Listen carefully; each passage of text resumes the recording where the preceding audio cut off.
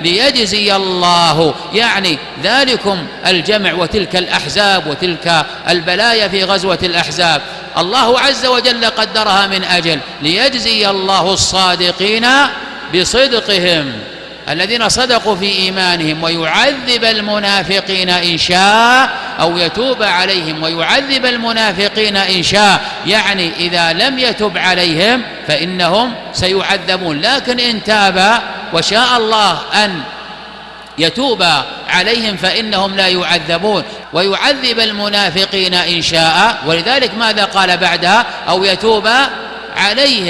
يتوب عليهم، يعني من لم يشأ الله توبته من المنافقين فإن مصيره إلى النار، ومن تاب الله عليه. ليعذب المنافقين إن شاء أو يتوب عليهم، إن الله كان غفورا رحيما، فلا حجر لأحد على مغفرته ولا على رحمته، فإنه يهدي من يشاء حتى من أهل النفاق.